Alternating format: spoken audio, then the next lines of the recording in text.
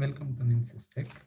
Today we are going to discuss about introduction to C++ programming language, the importance of C and why it is used in many places. Everything we will want to discuss. So here we have a definition. Again, certain things are available in these slides. What is C++? C++ is a general purpose. Why we call it as general purpose? Because generally we can able to use in many ways.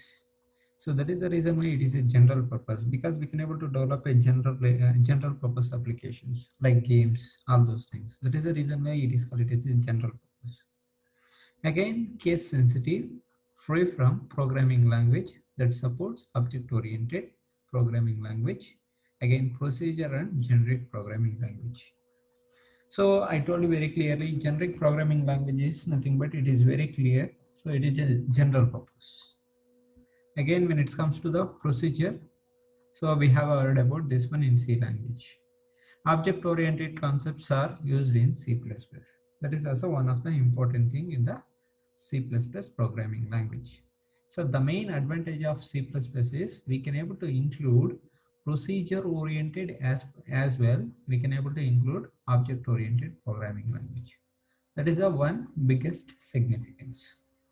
C++ is a middle level language as it encapsulates both high and low level language.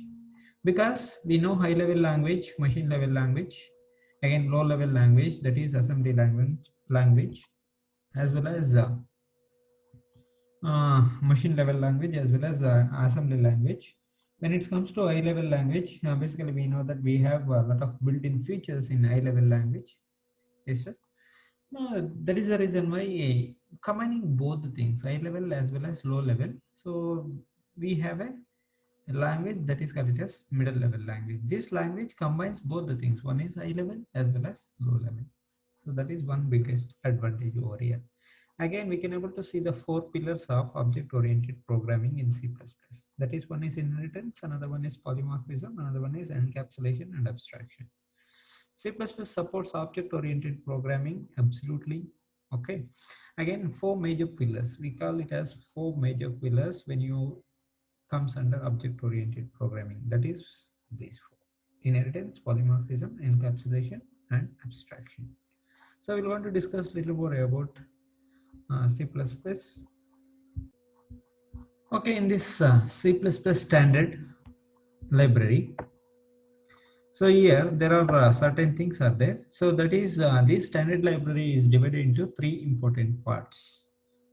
So that is, one is core library, another one is standard library, another one is standard template library. That is STL we call as. So in this core library, we're going to find a lot of things like data types, variables, literals, all those things. And standard library includes set of functions, manipulating strings, files, etc., etc. Again, when it comes to STL, so this includes set of methods and manipulating the data structure. So this is very, very important here, STL libraries. Okay, so basically using methods, we will want to do a lot of manipulations, computation, all those things. Again, come back to the usage of C++. Where are the places we can able to use the C++? That is, we can able to create Windows-based application. That is what we call it as GUI, GUI, graphical user interface applications, client and server applications. Again, device drivers. You can able to see so many device drivers are there, audio drivers, video drivers, etc., etc. So many things you want to find it. Embedded firmware, so many things we can able to create. Not only that, we can able to create the games. Again, we can able to create so many things like compilers, web browsers, operating system.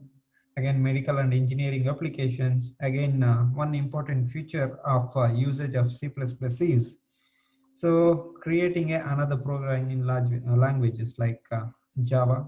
So Java is developed by C language. Using C, we can able to develop the Java language. Okay, this is the usage of C++. Again, we're going to see a little bit further.